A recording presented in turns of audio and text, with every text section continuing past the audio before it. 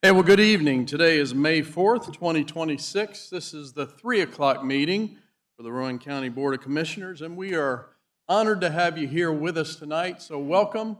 We hope that you'll find your time here with us profitable.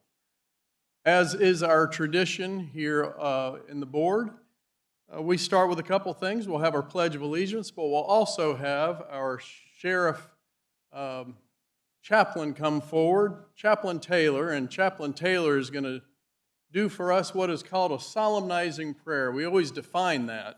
Solemnizing prayer is not for the crowd, it's for the commissioners. We value wisdom. We ask that he pray for wisdom for us as we make decisions on behalf of all the folks of Rowan County. Commissioners, if you'll join me, we'll get started. Commissioners, let's pray. Lord, thank you for this day you bless us with. Dear Lord, thank you for an opportunity to be here this afternoon. We pray for our county commissioners, dear Lord. We thank you for the time they spent preparing for this meeting today. And thank you for all they do for our county, dear Lord, the love they have for it. Pray you bless this meeting today. Guide us and lead us. In Jesus' name we pray. Amen. I pledge allegiance to the flag of the United States of America and to the republic for which it stands, one nation, under God, indivisible, with liberty and justice for all. Thank you, Chaplain Taylor, as always, for being with us.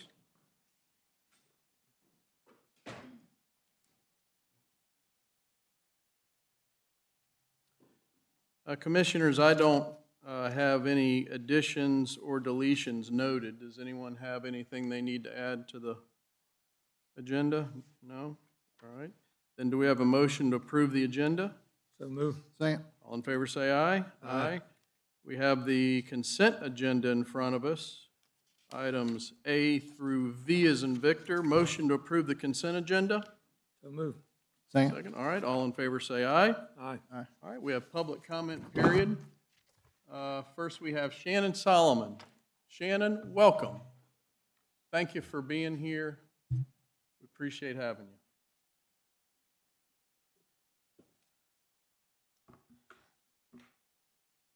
Just a quick question. I'm here for the moratorium revote, and what happens now that there's two missing commissioners? Nothing. It passed, and so it will have a date of today on it. Okay, all right. Thank you. Correct, Jay, right? Yep. So it's effective now. Effective now. Yes. Okay, thank you. My name's Shannon Solomon. I'm a resident of Rowan County. I want to speak to the commissioners. You were elected to serve the public, not sign secret deals with billion-dollar corporations. Using NDAs on data center projects is not governance. It's an ethics failure. You hide the real costs, power demands, water use, traffic impacts, and massive tax breaks from the very citizens you represent. You turn public business into a backroom deal and then say, trust us. That's unacceptable. These projects will reshape our county for decades and have massive impacts for our local communities surrounding these centers. Public office demands full public scrutiny. NDAs protect corporate interests, not ours. End this now. Stop signing NDAs. Release the current agreements on the Long Ferry Road project. Hold real public hearings before votes happen, not after. Transparency is your duty. Do your job in the sunlight, please, because we're watching now. Thank you. Thank you, Ms. Solomon. All right, next, Joshua Cool. Joshua, welcome. Good to see you again. Thanks for being with us.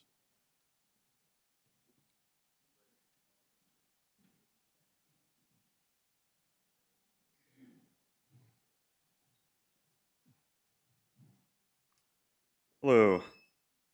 So I'd like to echo another question that we had at the Planning Committee, which is what's the rush?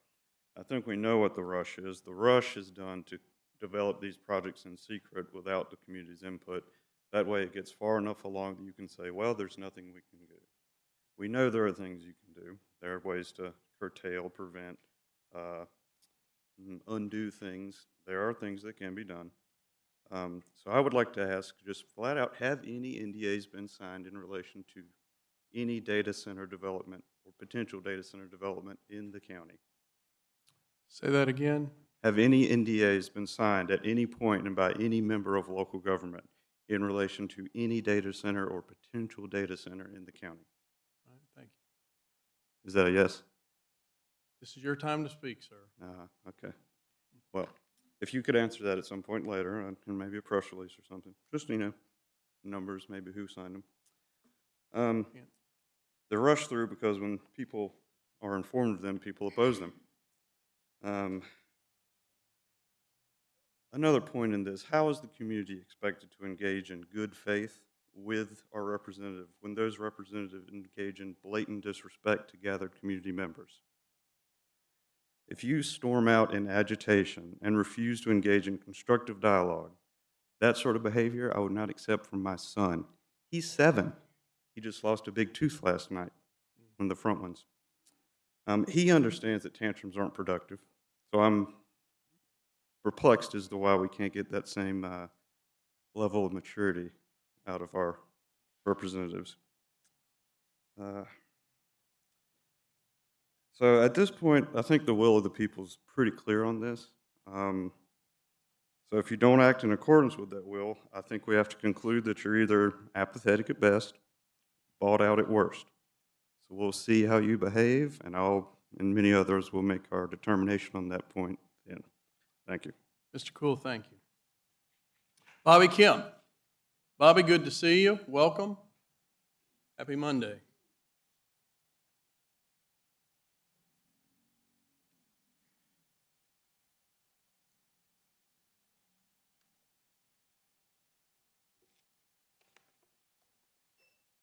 I'm not here to talk about the data center this afternoon, which I'm not convinced is something we need in Rowan County. I'm still here to talk about our veterans, our seniors, our disabled, our young people. The people are really struggling in our county right now and have been for the last several years. As everyone knows now, the cost of living's gone up again. The last time I put gas in my truck, it was $4.09 a gallon. My wife and I went down to Sam's today looking for some deals. We didn't find no deals. We left out with a heavy ticket, just buying, if I can use this word correctly, essentials. That's a big word for me. But just trying to make it. And I look at the money that we're spending here in the county on things that concerns me, and maybe it's just little things. And I look at things different than a lot of people do, because I'm concerned about the people. I have compassion for the people. On the Civic Center meeting, when we made a trip over to the animal shelter, a couple things there that kind of caught my eye, and I had a question that night, is they was talking to us and telling us about the animals and dogs, and the people there are great people. I'm not here to talk about their income or their benefits or anything like that. I'm talking about tax dollars that are being spent. We've got a big fat hog over there that somebody's got to feed. We've got chickens over there somebody's got to feed. And I know that they have funds that come in to take care of these things. These dogs that they pick up that are have a, I lost my word, microchip. The dogs that are microchipped, my question was, what happens to those dogs? Do they call the owners and they go back to them? They say sometimes the owners don't want them back. Well, why do I have to keep up a dog that somebody else don't want? Just because they can take it out and dump it out and put it on the county. A bag of dog food right now is in between $45 and $50. We got chickens over there. Chicken food's at $18 for a 40-pound bag. Hog food, a 25-pound a chop. It's like $40 or roughly that amount of money to feed hogs now. And that's just tax money that's just going away from us. It's just something I look at. If you're going to look at things right about how we spend our money, the little things add up to big things if we don't do something about it. I wanted to say this too. I'll be back at the next meeting talking about Department of Social Service. There's some things there that need to be addressed also. But I was reading today and I was looking at some articles that a man put out back several years ago. It says when a business or individual spends more than it makes, it goes into bankrupt. When government does it, it sends you the bill. And when government does it for 40 years, the bill comes in two ways, higher taxes and inflation. Make no mistake about it, inflation is a tax, not by accident, that happens. The same person wrote this, Government is not a solution to our problem. Government is the problem. Government does not solve problems. It subsidizes them. Government's view of economy could be summed up in a few short phrases. If it moves, tax it. If it keeps moving, regulate it. If it stops moving, subsidize it. The problem is not the people that are taxed too little. The problem is that government spends too much money. And those quotes came from a man named Ronald Reagan. Just one more thing, and I'm going to sit back down. I know that you have the meeting coming up here along about our tax rate and how you're going to do that. If it's open to the public, I'd like to come. I understand the last meeting you had, there were some people there that didn't have anything to do with being a commissioner or anything of that nature. I'd like to come to that meeting also if it's open to the public. Thank you. Thank you, Bobby. Yeah, we are coming up on budget time, so those are all open meetings, so we would welcome everybody here.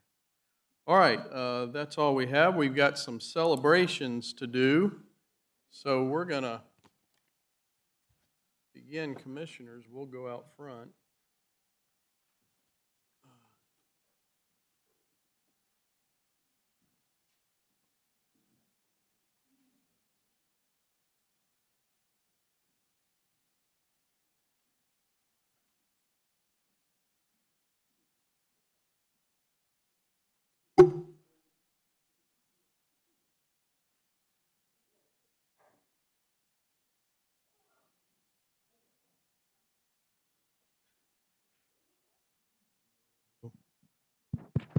Test. Okay, here we go. First thing we're going to do is we're going to talk tonight about the Governor's Volunteer Service Awards. So each year, nominations are sent in from individuals and organizations for the Governor's Volunteer Service Awards to our Rowan County United Way office. This year, Rowan County has 5 individuals and groups who have been selected. The Rowan County Commissioners do have the honor of presenting them with their awards. Although many wonderful details could be shared today, we have just a little snippet here for you to describe each of our winners. So the first winner we'd like to bring forward is Rick Hunting. Rick, come on forward here.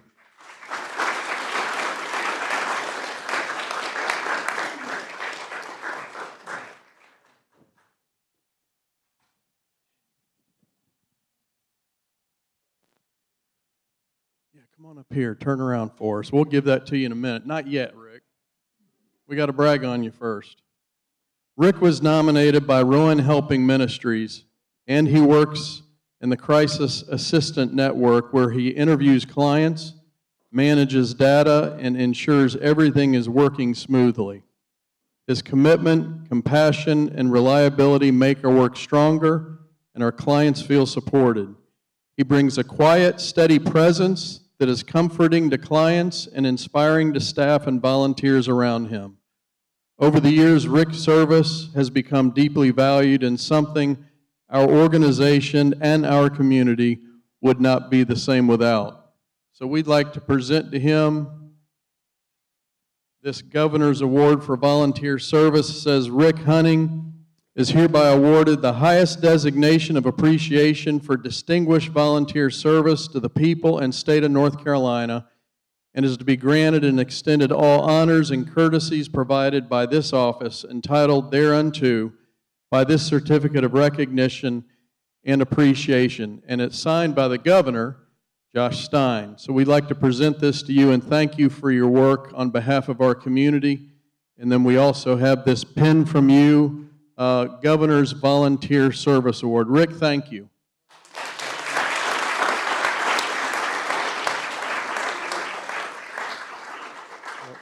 My time at Rowan Helpers Ministries has been very beneficial to me. It really gives me a way to get out of the house and get something done and help people at the same time. I like to try to stay active. Being in this chair kind of limits me quite a bit. Toward every Monday and Wednesday, try to help some folks. Thank you, Rick. And another hand of applause for him, please.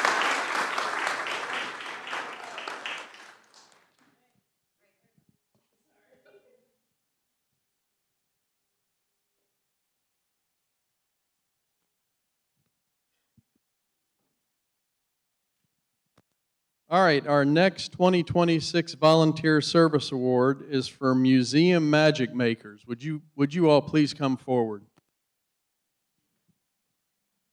Oh my goodness. We're going to need another room. Yeah, come on. Yeah, make a lot of magic, don't you? Is there a leader of this group? Who's that? Well, Beth, why aren't you up here? Beth, come up here. Well, that's okay. Are you the group leader? Well, good. Yeah, come on up here then. This group was nominated by Beth, who we now know. She's the executive director of the North Carolina Museum of Dolls, Toys, and Miniatures. When the museum outgrew its original home 3 years ago, this group took on the challenge. While continuing to spearhead the museum's day-to-day operations with tours, events, and preserving displays, they spearheaded the new expansion project. They carefully packed the museum's 100,000-plus artifacts and relocated them to the new, larger home for the museum. They worked tirelessly for years through this process to ensure the museum's continued success. With only 2 part-time staff members, the museum relies almost entirely on this passionate group of volunteers. So we would like to present to you the Governor's Award for Volunteer Service to the Museum Magic Makers, hereby awarded the highest designation of appreciation for distinguished volunteer service to the people and state of North Carolina, and is to be granted and extended all honors and courtesies provided by this office, entitled thereunto by this certificate of recognition and appreciation, signed by Governor Josh Stein, April 2nd, 2026. Am I giving it to you? All right. Well, good. Well, congratulations, and would you all give them a round of applause?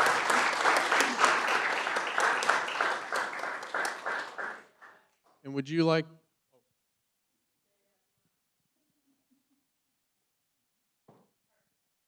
Would you like to say something? Would she like to say something? Now I've been put on the spot. It is indeed an honor to receive a recognition like this for the whole group, and quite honestly, as the board chair for the museum, this is something that we've dreamed about, and the reality is with us now, and we hope you'll come and visit us and see what we've been able to do. So thank you very much.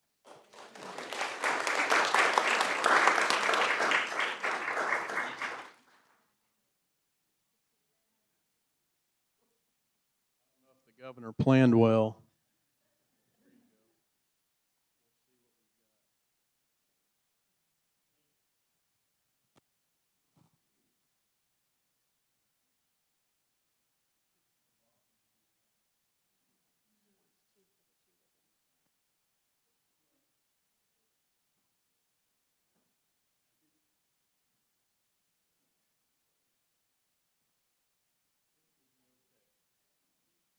Yes, thank you. Yes.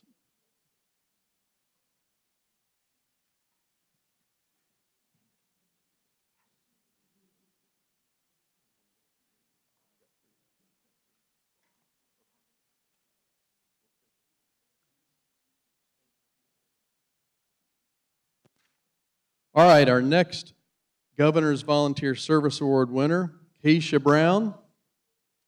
Come on up, boy.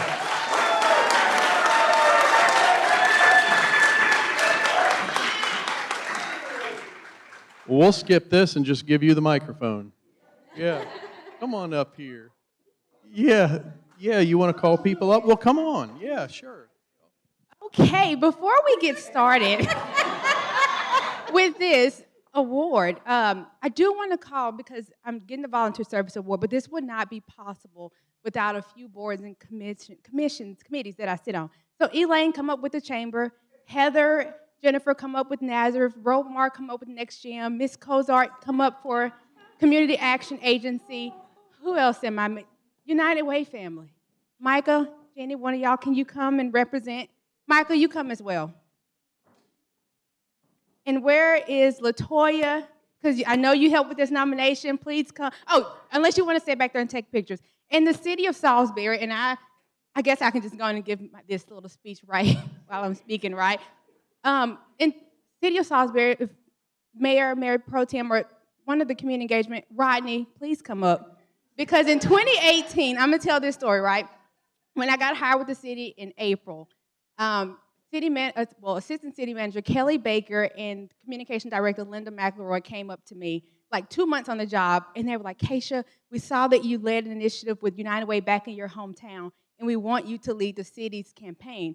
And I remember thinking, like, I do not know the people of the city of Salisbury. I've only been here for 2 months. Like, I'm still getting to know my coworkers. But Rodney paired up with me, and we became the dynamic duo, and we led the city's United Way campaign. And Jenny, we crushed it. We made some record-breaking numbers, right? Hundreds of thousands of dollars. But that was because of the investment that the city of Salisbury saw in me. So I will always be appreciative to Kelly Baker and Linda for that. So Greg, I'm going to turn it over to you, but I wanted these people to come up here as you read, because it's because of y'all that I get to volunteer and get to serve the community in different aspects. And I'm truly grateful. So thank y'all for selecting me. Thank you. Greg, I'm turning it over to you. Get closer, because we're going to take a photo. So I'm done. Anyone else would like to come up and join the group? All right. Okay, thank you.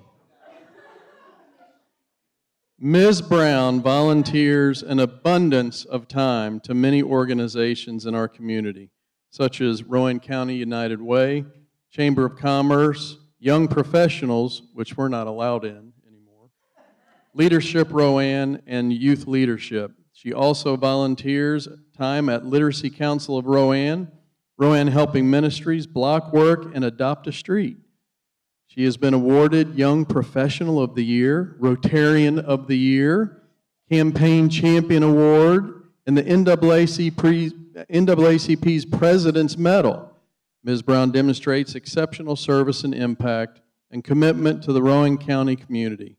She was nominated by Rowan County United Way and other nonprofits listed here. So congratulations to you. We have this for you. This is the Governor's Award for Volunteer Service.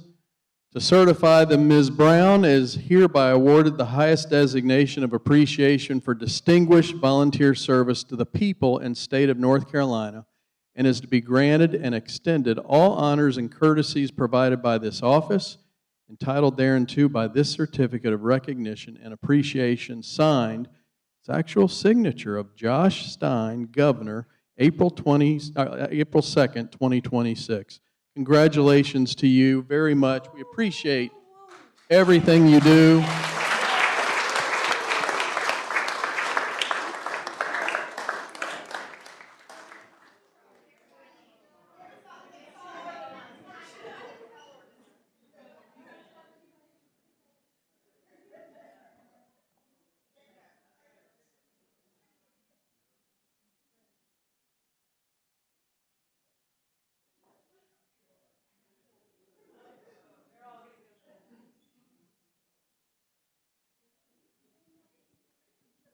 All right, congratulations. I would ask if you wanted to say something, but you already did. Yeah.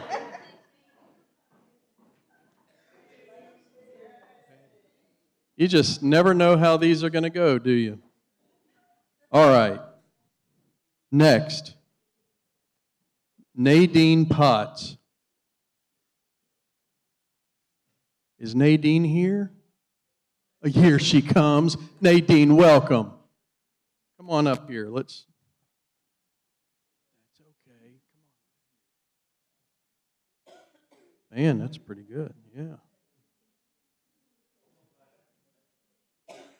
Nadine, welcome.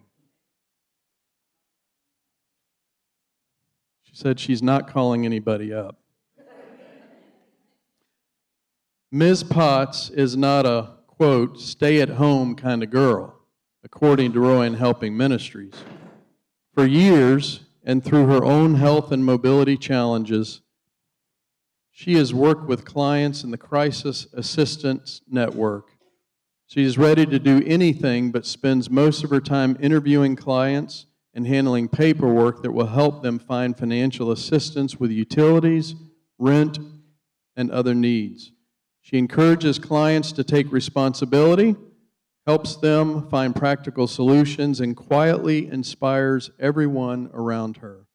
Nadine's heart, dedication, and resilience makes her a true example of volunteer service. And we are really proud of you, and we have a certificate here from the Governor's Award for Volunteer Service.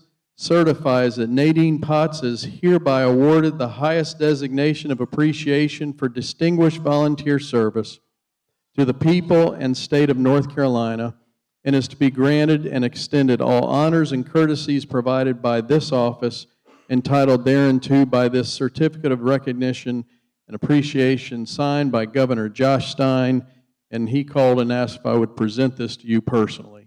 So this is for you, and we are grateful that you do for our folks in our community. And would you like to say something?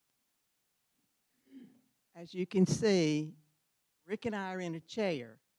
So if we can do this in a chair, what can you do with two legs? Very good. Very good.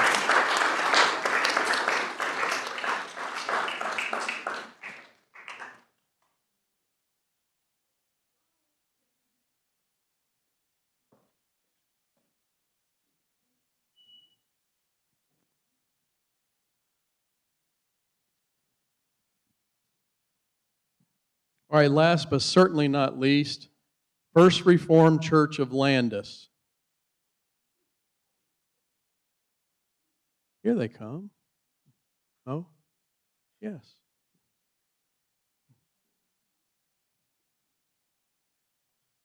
Hi, welcome. Come on up. Rowan Helping Ministries is proud to honor First Reformed Church of Landis with the Governor's Volunteer Service Award. The church's congregation volunteers routinely in many ways, preparing and serving meals in Jeannie's kitchen, participating in packing parties, driving for food for thought, delivering food to schools, and driving for the Second Helping program. They truly embody the spirit of volunteer service and have made a lasting difference for our guests, programs, and the entire community.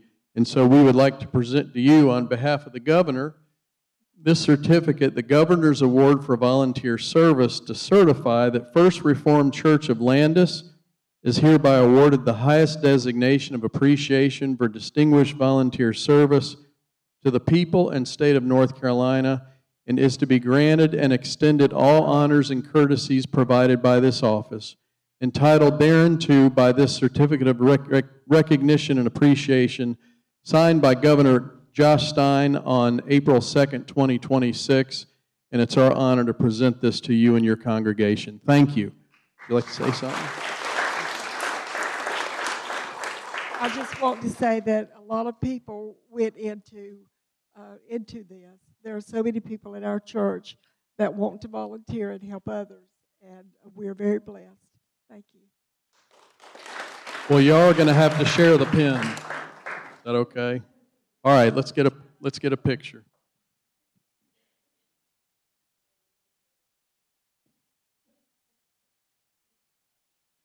All right, thank you. All right, that's all of those awards. So let's give all of those a big round of applause.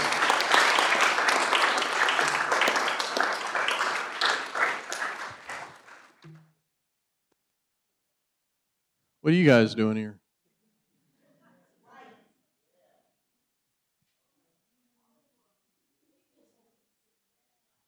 How about them Hornets?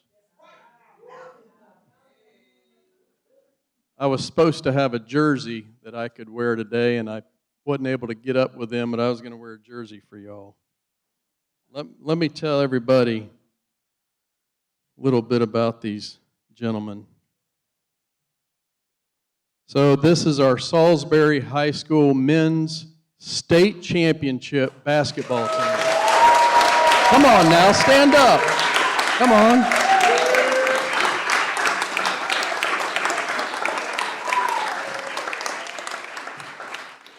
You guys kind of had a good year this year, did you?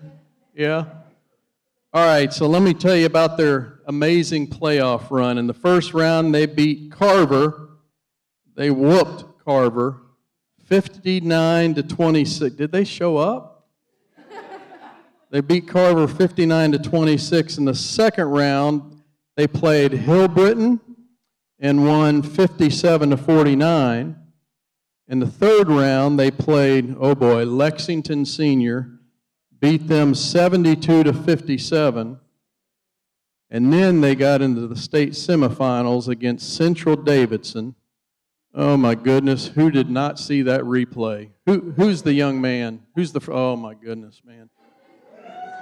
You remind me a lot of myself. Yeah. In my mind. So in the state semifinals, they won that game 47-46 on a half-court desperation shot, which I watched 100 times, and it went in every time, by the way. And then in the state championship, they played Reedsville, which wasn't even a match, and beat Reedsville 83-68. Ladies and gentlemen, will you please give a round of applause to our state champions, Salisbury Hornets.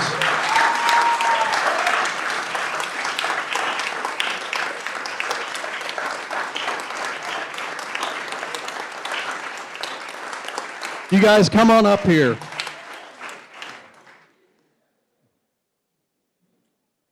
All right, let me read. I'll get you in a minute. Let me read a little bit to you.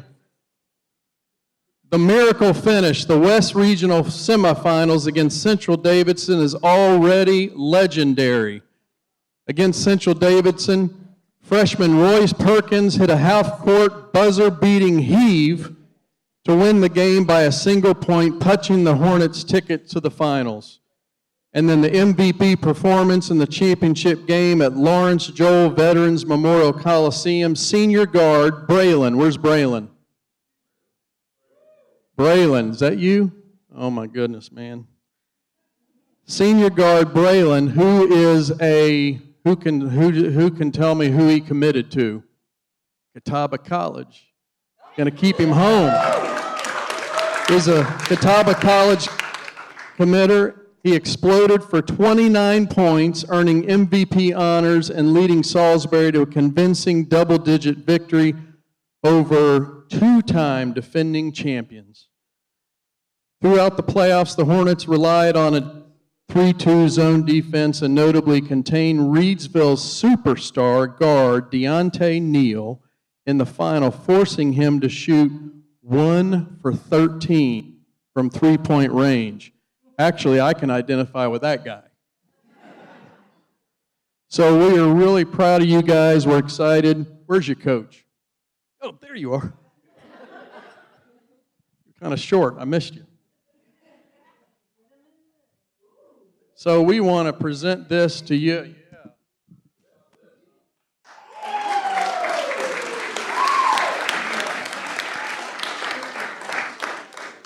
Coach, man, we're so proud of you guys. To have part of our heart leave the county and perform on the behalf of Rowan County residents, to do it in a way that just makes us really proud, man, it warms our heart, and we're just so proud of you guys. We are. You're part of us. You're part of our life. You're part of our heartbeat, and we're congratulations to you guys. So I want to read this. It'll be a proclamation that we'll vote on. It will stay in the Rowan County archives forever as happening this day, and so let me read it to you. This is a proclamation honoring the Salisbury High School boys men's basketball team, whereas the Salisbury High School boys basketball team rose to the pinnacle of athletics by winning the North Carolina High School Athletic Association State Championship, demonstrating excellence, determination, and unity at the highest level of competition, and marking the 50th NCHSAA Team Championship for the Hornets. Is that right? 50th. What in the world? You want to come? No. Okay. I feel like we're about to have church. Okay. We're going to take up a collection for my friend back there. For Bobby. We're going to take up a collection for Bobby.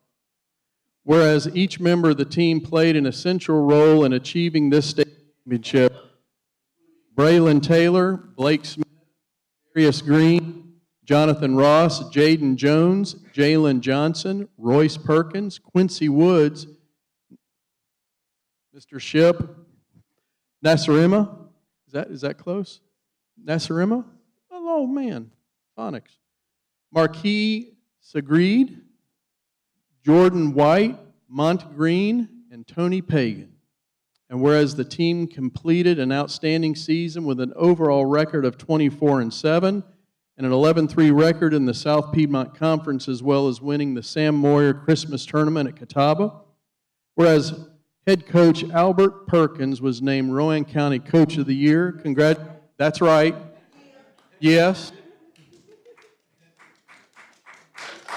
Give him a round of applause. Yes, sir.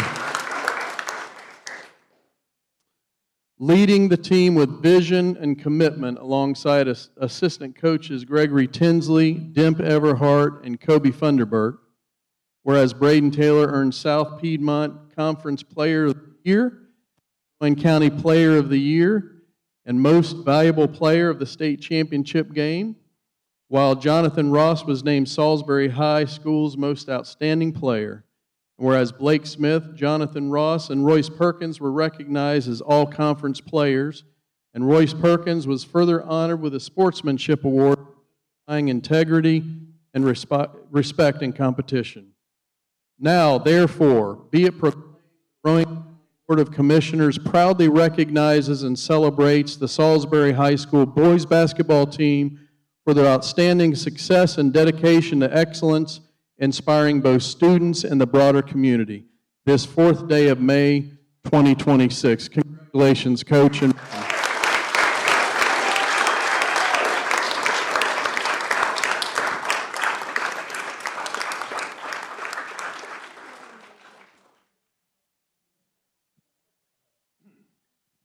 Thank you all for just recognizing us. We've been recognized now 3 different times in the city. You know, wherever the guys go, I know they're being recognized. This has been a bit of a journey. We started with team camps in June. Most of the group here was playing with us in the team camps. Coach Tinsley, Coach Everhart, and myself, once the season got started in October 31st to be exact, we could start our first practices. We said, this team is going to go to the state. We knew it. The guys were working hard. They put their mind to it. They wrote out their goals.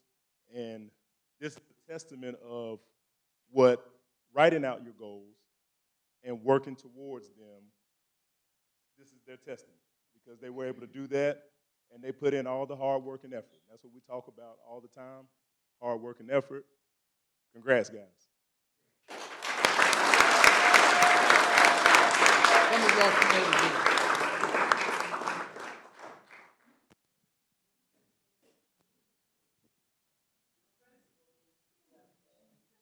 I was going to say the short ones up front, but there aren't any.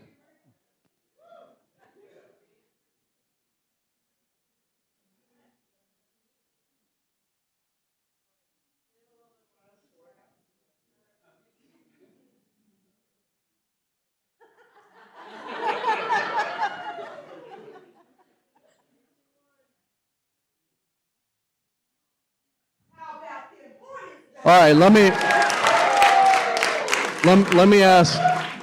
ask one question. This always impresses me. So, Coach, you may have different starters for every game. I know you'll feel that some are maybe on that week, or do you have the same 5 starters? All right, if you're starters, I want you to come over here. Boy, I was never in that group. All right, if you're not a starter, I want you to come over here. Now, I want to make a point. These guys have a lot of talent, a lot of drive, a lot of height, a lot of athleticism, a lot of heart. But I want to tell you that this is who makes the championship team.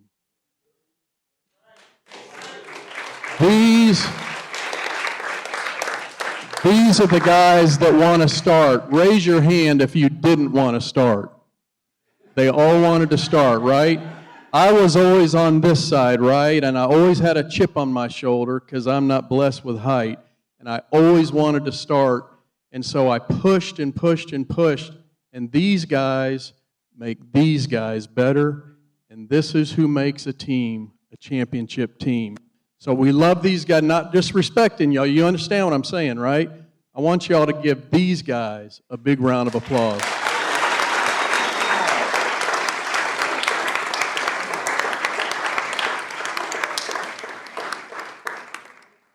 Coach, anything from you? No, you're good. All right.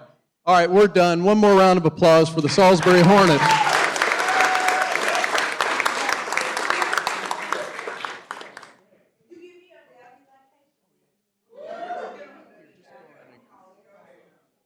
Yeah, so we've got these. These are a copy of the frame that goes to all the kids, okay?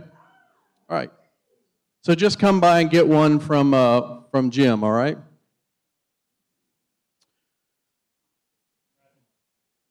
No, they're just, they're generic.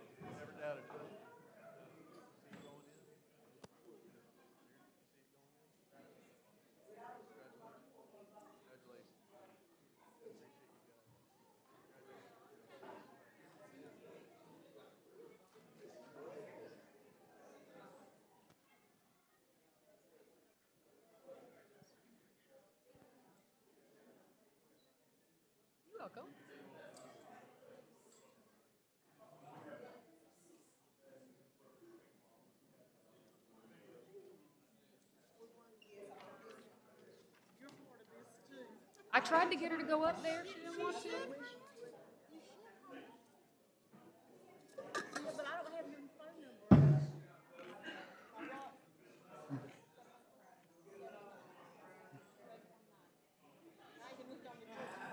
Yours ain't on there.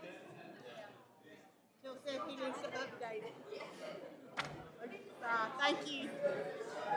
Yeah.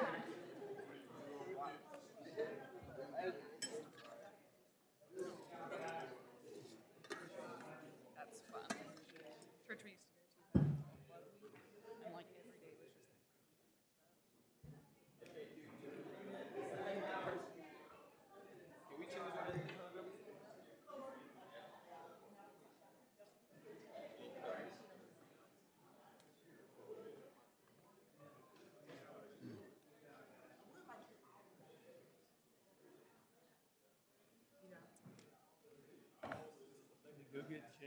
Thank you all again. Thank you for the recognition. Yes, ma'am. Our honor. Well, for some reason, the room emptied out. I'm not sure why.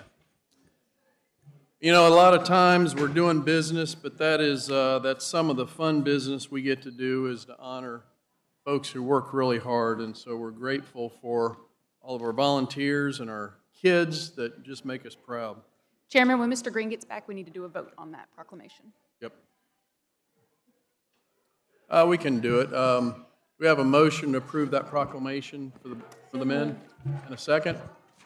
Second. All in favor say aye. Aye.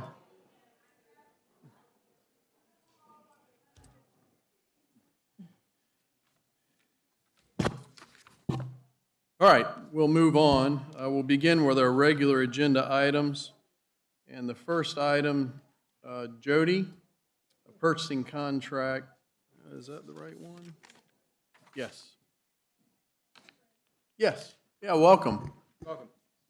This is our purchasing contract for ADW Architects. So welcome, glad you're here. Thank you. So I'm Darian Walker here representing ADW Architects. I'm just going to walk you through the Rowan Community Center signage and concourse renovation project. Part of the project is renovating the existing monument signs that are out there, replacing them completely, adding directional signage at the other two entries, and then wayfinding signage at each entry, and then each main entry for the building. We're using the same material palette as the existing renovated areas. We have directional signage, and then this is the monument sign that's replacing the two larger monument signs out there. Has a digital signage board incorporated to it, two-sided as well. Wayfinding signage is represented here on the screen. And then the concourse itself is an extension of the area that's already been renovated. So we're extending that out using that same language, the same materials. What's different about it, though, is we're trying to integrate a little bit more of the exterior on the interior, a place where people can feel a little bit of biophilia within the building itself. There's a large, or there's a walking community that walks around the concourse. We wanted to keep that. Creating different paths around through the main central area. So this is the largest central area that currently has a fountain, a series of platforms built up. We're taking all that out, putting in new sort of areas to congregate in different ways. It's an axon of that area. And this is a perspective of that area. So we're adding some bead chain to the ceiling to imitate sort of rainfall. These are biophilic lights with felt panels on them, and then walls that are covered in basically the solid surface material that we've already integrated into the other.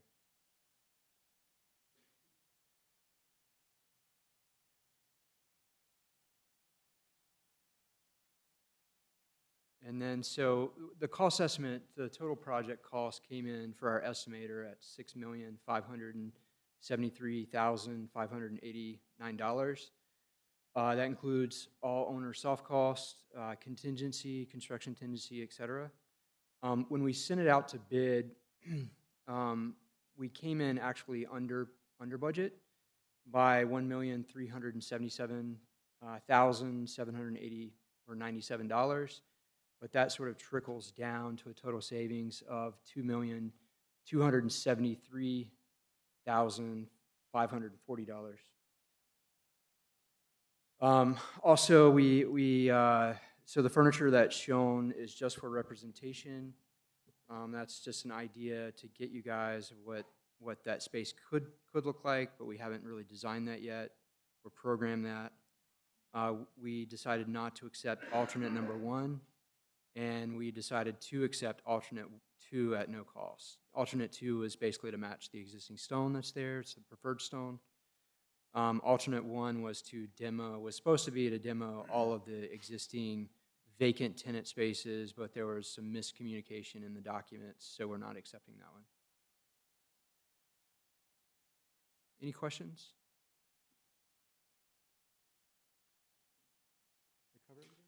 The number I have from Jody is $3,341,499. That's correct. So there was an adult for adult number 1 of $9,500. That's the one that we're not going to accept, and we're going to take that out of the contract. You should have a packet with the revised memo and the revised contract on it. So the correct project cost is 4.3. Total awarded contract is $3,331,999, or $3,331,999. Okay, gotcha. And if I may, I just point out to the board that several actions that we're asking the board to take tonight for this afternoon. The first is to approve or to award the bid to the most responsive low bidder, which is Holden Construction, in the amount of $3,331,999. The second thing we would ask the board to approve is the budget amendment that you'll find in your agenda packet. And we'd just like to point out that that budget amendment is from the general fund, and this would be paying cash for this project, would not be financing the project. And the last thing to approve, well, did I mention approve the contract? The last thing to approve is to adopt the capital project ordinance for this project, which means it will take this amount of money, put it in a capital project ordinance, and it will stay there until the project is complete. It'll be 3 separate votes.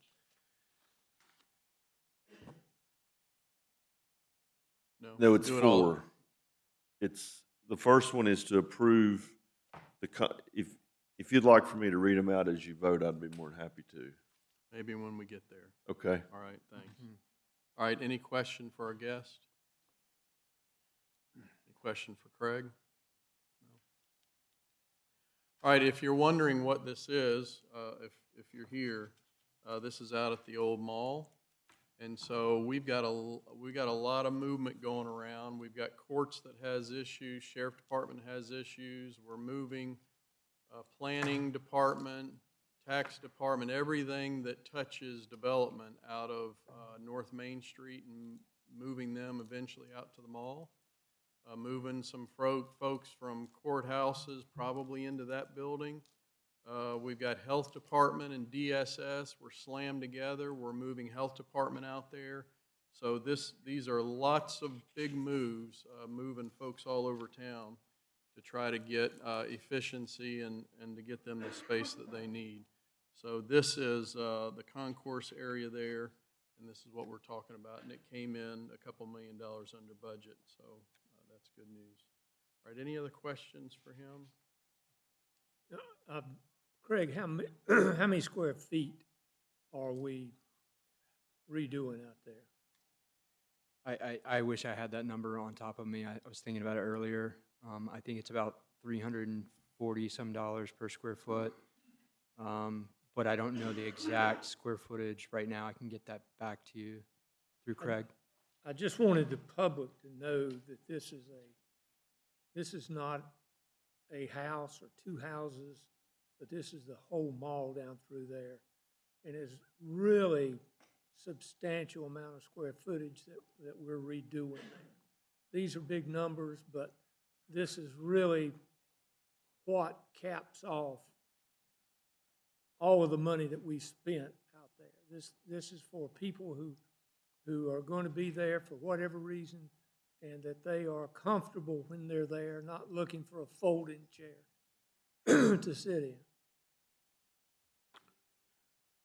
All right, if there are no more questions, then we have a series of motions that we'll need to make. Manager?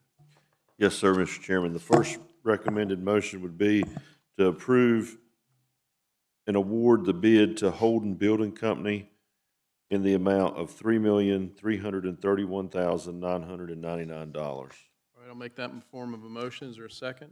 Second. Discussion? All right, all in favor say aye. Aye.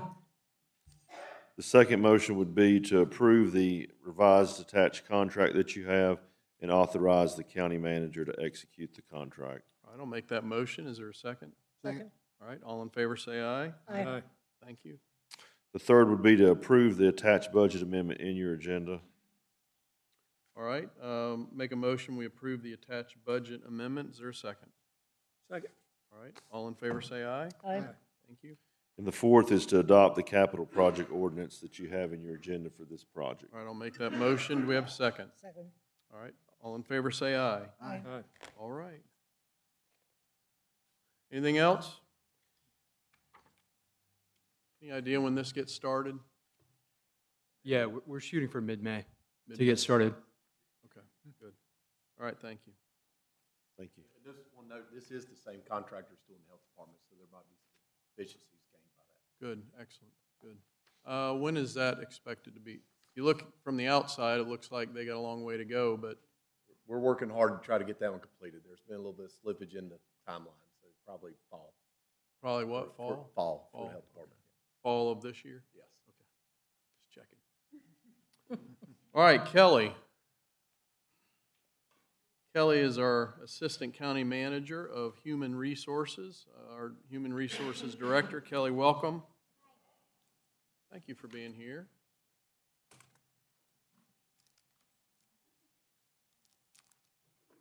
Thank you. Welcome, Commissioners. If you recall, last year we did a pay study for the public. Pull that up a More? little more. Yeah, Okay. For the public safety employees of the county. It included the Sheriff's Office, Emergency Services, and Animal Services. And in the budget last year, Aaron recommended a pay study to be done this year for the remainder of the employees in the county, so the non-public safety employees. We went out for bid and we chose Pontifex HR Consulting Group. And Pontifex is going to present the compensation study to you today. It's not anything for you to take action on today. It is just simply to review the results of the compensation study. So I'm going to have Mr. Peter Ronza from Pontifex present for you. He's presenting remotely. Good afternoon. Can you hear me okay? Can we hear you, Peter? Can you hear me? Yes. Perfect. Well, Commissioners, thank you so much for the opportunity to attend your meeting. I'm Pete Ronza with the Pontifex Consulting Group. I'm just going to give you a brief presentation and also at the end answer any and all questions you may have. As Assistant County Manager Kelly Natalie said, we responded to an RFP and conducted the study earlier this year. Just going to go over that a little bit. If you look at the RFP response, you'll see a lot more information on us, but just briefly, we've been around for a while. We have done other entities in North Carolina recently. Counties that we've done are Harnett, Haywood, and Cumberland, but we've done other institutions, private and public. So we're very familiar with the issues of the labor market in North Carolina. Our goal is customized solutions. What we did is we came in and Assistant County Manager Natalie was our air traffic control during this and made sure that we did everything in accordance with what the needs of the county was and what the requirements were so that we could produce this report for you and staff later to make decisions on your workforce. Just briefly to go through, any compensation system is more than this study. There's the internal equity, that's the internal structure that the county already has. We complemented that with an analysis, and I'll talk about this in a little bit, of your relevant labor markets and the pressure of the labor markets and how to meld those two factors to balance out to a system. And it's not, particularly sexy or famous, but the maintaining the system is critical. And I'll talk about that a little at the end because like your car, you got to change your oil, check the air in the tires. The comp system is constantly evolving. It's constantly reacting as you have new jobs, as you have jobs that change, as you have strategic priorities, goals, and objectives that impact those. Your system has to continue to evolve. And we have to be able to provide that. One of the things in our bid that we provided the county is a minimum of 1 year of free support.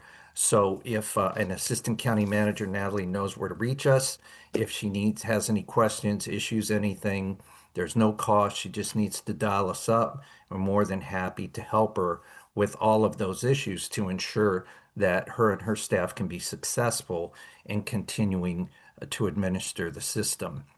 Our tasks were to look at that external competitiveness. And as part of this, we not only interfaced with her, we interviewed each and every one of your department heads. Very important for us to get a feel for where they live, the issues that they run across when they're out in the labor market, and any perspectives they have on their current and future situation. The process equity, which is that maintenance, focusing on your existing compensation philosophy and strategy, and like with any institution, private or public, a matter to be fiscally responsible. In your case, in the public sector, people are your largest fixed cost, and that makes complete sense because you're providing a service. So it's even more important that you are aligned to the market and that you can hire those individuals and retain those individuals with the skill sets necessary to support your mission in supporting the public. So all of those were our tasks. The labor market analysis in a nutshell, the comp system only does one thing for a living, and that's attract and retain. So the issue here is to go out to your labor market competitors and to ascertain what, if they have comparable jobs to yours, and we compare job descriptions to job descriptions, what is their minimum and maximum rate of what they're paying for those skill sets? So then we can use that information, aggregate it to make sure that you are aligned with that market, that you get to that sweet spot in the market and then supplement that with your branding. Here's why I want to work at Rowan County. Here's why I'm better than the other employers. Here are the opportunities that are available to me. Here's the location I want to work at. But you got to be within that sweet spot so you can negate compensation as a detriment to your ability to attract and retain. And as I said, they are your biggest fixed cost and rising, which we'll talk about. And that is going to be an issue that you have to address that some other employers may not have to. So it's critical, not now, not just now, but in future years, that you're tracking that, maintaining your position. So again, you negate compensation as an issue for people to not be attracted or not be retained at Rowan County. Very important, your market is a variety of factors. And Rowan County in the RFP listed for us what competitors they wanted to align with for use in this study. But I do want to stress that the compensation analysis deals with jobs, not people. But again, we have humans in those jobs. So when they see the reports, when they see these things, especially in single incumbent jobs, they're human. So they're going to think of, oh, this is my value. No, we're valuing the minimum and maximum value of a skill set. You, the county or an employer, then take that employee and based on their education, experience, skills, longevity, performance, etc., fit them in that range in accordance with how you have subdivided the range. And that last bullet, I can't emphasize enough, which is supply and demand. The labor market is very neutral. So if Assistant County Manager Natalie said to me, Pete, we just have this new job that we need you to bench and we need it desperately. It's tied to our strategic mission. We would go out there and we'd say, okay, here you go. Here's the minimum and maximum value of the job. Now, the county is going to have three choices. It's like you going to the grocery store today and buying milk. There's one price for milk, not one for you and one for me. So you buy the milk, don't buy the milk, or buy a cow. The county has a decision of this is a critical position for my goals and objectives. So yes, I'm going to pay that so I can get a competent, skilled individual to be able to get into that job and achieve the goals and objectives of that. No, I'm not going to hire that person now. I'm going to hire a contractor or execute some other strategy, or I'll build my own and I'll grow my own. And over time, I will get to that point. But I just want to emphasize, because this is very personal, that these results from the study are tied to jobs, not people.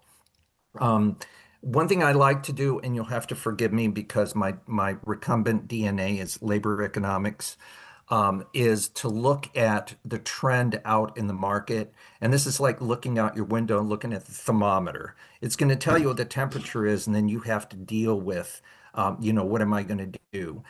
As you can see, we list two statistics. A lot of folks get centered on CPI, the Consumer Price Index, especially in environments that tend to be unionized. And that's because back in the 80s, we fought as employers double-digit inflation, and we had to give double-digit increases. CPI is important. Everybody has to go to the grocery store, has to put gas in the car, has to pay the rent. It's not to belittle CPI, but CPI is an indicator of goods and services. It is not an indicator of labor. The U.S. Department of Labor also has a very reliable statistic called the ECI, which is the Employment Cost Index, and that tracks movement in employment. And as you can see, CPI tends to be more volatile than ECI. We actually did a study going back 40 years, and over the course of 40 years, on average, ECI outpaced CPI by 1%. but you can see it fluctuates. The ECI also is a good number as you put your budget together in future years. You don't have to hire a consultant. You don't have to spend money.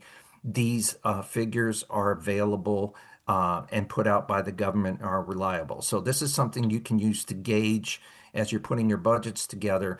At what pace should we keep pace overall so that our compensation system remains in that sweet spot of being competitive with our competitors? And just a couple of things. We can't predict anything, but the labor market is remaining positive, and especially from last year. And actually, if you look at today's Wall Street Journal, there is an article on the top spots in the United States for college graduate employment, and Raleigh and Charlotte are in the top 10 in the United States in those spots. All this is just to point out that the labor market is probably going to remain stable. It is going to be at a greater pace than prices. Again, that's what we're seeing so far and trending backwards. So we do not see any disruptions in the labor market. We see it trending at about a 3 to 3.5% rate. So, accepting some kind of major impact to the labor market, just to give you a feel for these trends that are going to continue. If we look at your aggregate, and all the detail is in the report, the aggregate of the county as a whole, you are in a good spot. I have some clients who would love to have this chart, but you're in that sweet spot, and you're a little bit in the positive area. Margin of error tends to be about 3% or so. So you are spot on where you need to be to attract and retain. So this is a really good place to be. This means that you have been administering your compensation system, you have been managing it, and you have been maintaining a situation where you're aligned to that market. So kudos to you guys for this, because this is a really good chart to have. We do have some recommendations that we have submitted in coordination and conversation with your staff. They will present that to you as a votable item in future budget and/or other discussions. And there are more detail in the report, but obviously the number one is, and I say obviously from a legal reason, if we are moving the salary range, then any individual who happens to be at a minimum rate that is below that range needs to be at least brought up to the minimum. The salary adjustments, which may be familiar to you, as the county did execute along this same template on your past study, seems to be logical. And again, your staff will speak to you on the impacts of this, both fiscally as an organization. And these slides, we conversed with Assistant County Manager Natalie, had a great conversation on, are there anything from any changes on an individual basis? And I want to stress based on both external and internal, because you're not going to move a job just based on the market, because you have to respect the internal hierarchy that exists in any organization, the job family, and also prevent compression. Compensation compression is the cancer that kills any compensation system. So we went through this with her in detail, and so we placed these recommendations. Again, they're recommendations to you as a county. You'll see these also listed in the report. And one thing we just pointed out, and again, it's part for you conversation, normally at that executive elected level, in most entities, those jobs tend to not have salary ranges for a variety of reasons. So we're just recommending that practice be instituted. Again, you'll have those conversations, but it's pretty common that jobs of that nature are not going to have a proscribed salary range. So just another topic for conversation. I spoke of the process equity, so we're very confident that Rowan County currently has in its HR department the ability to be able to maintain its compensation systems. This study, in fact, is one step towards that. They'll be able to monitor the markets, avoid any compression. They have the means within their existing policy to look at any issues of jobs changing, new jobs coming in and having to be slotted. and legal compliance. There are, compensating people is one of the most heavily legislated pieces of employment law, but you look fine all the way across from a variety of reasons. But if there were new legislation that were to come up, well, either on a local, state, or federal level, again, Kelly knows where to find me, and we can certainly help the county and give them recommendations to make sure that they are in compliance and that can continue to abide by the terms and conditions of those changes. So with that, I'm here for you and to answer any and all questions that you may have.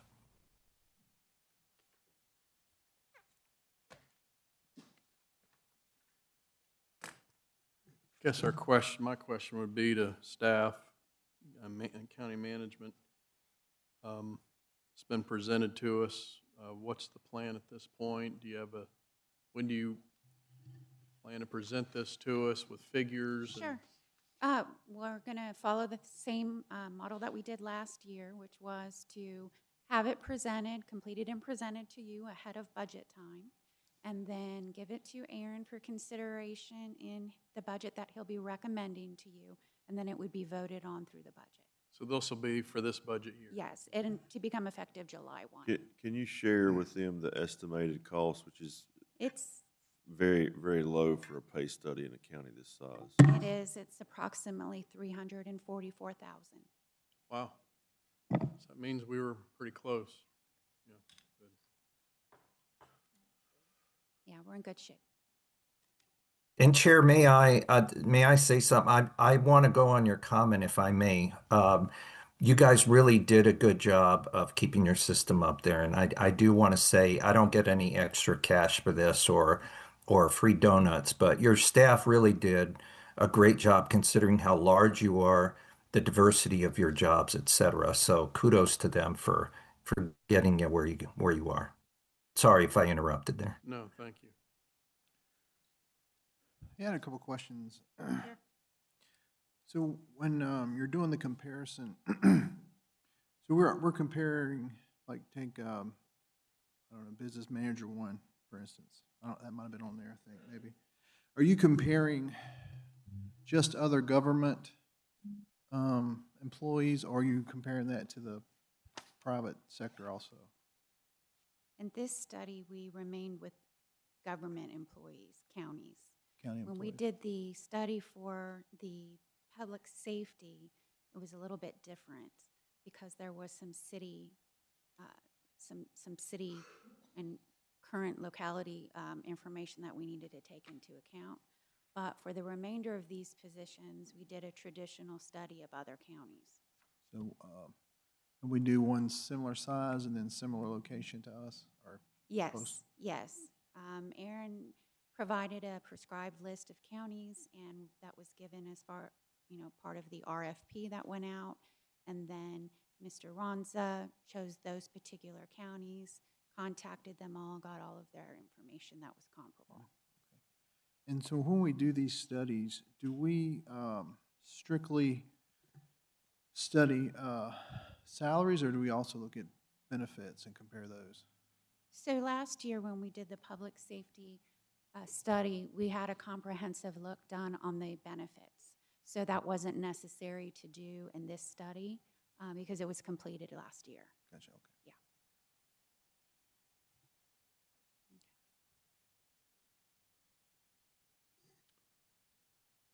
Again, for the public, it wasn't that long ago where we had a very high turnover rate across the county, so we were labeled as sort of a training ground, right? So we would train them, and then they'd get gobbled up by other counties or organizations, and that's a really expensive employment model. The challenge that we have is we're not necessarily just competing with Davie and Davidson County. We see movement come when Greenville, South Carolina makes a change, because from Greenville, they compete with Spartanburg, and Spartanburg competes with Rock Hill and Fort Mill and Rock Rock Hill compete with Gastonia, and then there's Charlotte and Mecklenburg and Kannapolis and Concord, and by the time it works the cycle, we just adjusted our pay 3 weeks ago, and we're already out of balance again because it moves that quickly. And then it moves on up to Lexington, Thomasville, on back up. I've had county commission chairs call me over the years and say, would you stop raising? We say, no, we're trying to compete in the market, and the market starts sometimes in Atlanta. So those are the realities of a quick-moving market that we have to deal with. And so we're trying to protect our employees who we value. So, all right, I don't think we have any action on this, but anything else for us or any questions for staff? All right. Thank you. Thank you, Mr. Ronza. Thank you. Have a good afternoon. Thank you to our speaker. Thank you very much. Zach, welcome. Glad to see you again. Get to see you on occasion. So be here. Yeah. Thank you, Mr. Chairman, Commissioners. I do have a presentation here to share some updates with you. And even since I sent my presentation to Ms. Pack, there's been developments and things changing, so I'll try to present those to you as well. Okay, just a reminder about who we are at Vaya and the plans that we manage. We are a managed care organization. We have our Vaya Total Care Tailored Plan, our single stream state funding, and then our Medicaid direct funding that we manage. Okay, so you may or may not have heard about this federal program that is coming down the pipeline. It's called the Rural Health Transformation Program. It's quite a chunk of money over 10 years. We're looking at $50 billion. That's nationwide. The first round of funding would be about $25 billion. That means we're probably looking at about $100 million in North Carolina. And then the second half of the $25 billion will be distributed at the discretion of the Center for Medicaid Services. Okay, so on December 29th of 2025 was when this was announced. They opened up the bid, and they've split the coverage area into 6 regions. And so they opened up the bid. At Vaya, we bid to be what's called a hub, which would be managing these funds. We applied for regions 1, 2, 3, and 4. And I'm proud to say we were awarded the hub for region 3. And that just so happens to include Rowan County.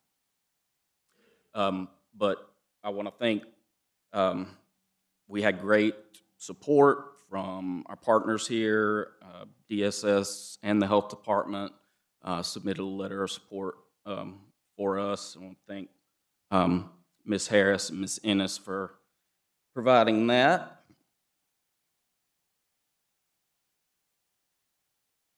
Okay, so this program is really focused on 6 core initiatives, and those are listed here. Care networks, prevention and chronic disease management, behavioral health expansion, workforce development, financial sustainability, and technology and innovation. So our plan at Vaya is to hit the ground running and start planning for this program and hopefully have everything ready to roll it out come June. And of course, we continue to monitor the General Assembly and budget talks closely. I will say that we have learned that Medicaid will be fully funded through the end of this fiscal year. That was great news. But we're still looking at potential funding cuts at Vaya, especially when that comes to our single stream or our state funding. we're looking at an approximate reduction of about $6 million for us as an organization. 6 million or 600? 6 million just in our single stream funds. Okay, and then I just had one county development program to highlight. The Aya House Enhanced Transitional Bridge Home has opened here in the county, and this is to support folks with their mental health and substance use disorders that are leaving incarceration. It's to help them get up and running, find gainful employment, and support them throughout this first 180 days after their transition back into the community. And we were proud to be a part of that and see that come to fruition here. It's really a unique service, and not a lot of places around here have this service. And that's all I have for you. I'm happy to answer questions if you've got them.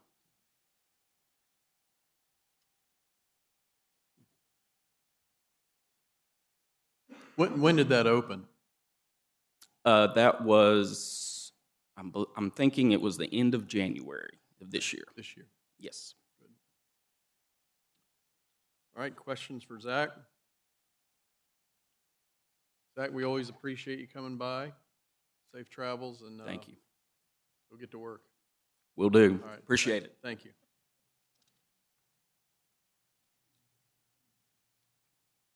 Alyssa, welcome back.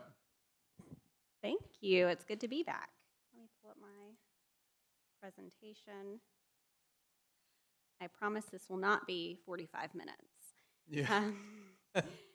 Well, good afternoon, Commissioners. Thank you again for the opportunity to share information about our Rowan County opioid settlement. So this presentation follows a meeting that was conducted on April 13th with the Board of Health that included our open meeting per our memorandum of agreement for opioid settlement funds. Background on opioid settlement, this is a question we get frequently, especially from citizens who are very interested in these funds. They want to know more, they want to understand the opioid settlement. And so it is a lawsuit for pharmaceutical companies and pharmacies that has resulted in $26 billion nationwide, where North Carolina's share is around $780 million, and that continues to increase as we see these additional waves of funding coming to North Carolina. It's governed by a memorandum of agreement, or an MOA, with state and local government agencies, and this is through the North Carolina Department of Justice. So previously, Attorney General Josh Stein, now Governor Stein, was instrumental in getting these funds for our state.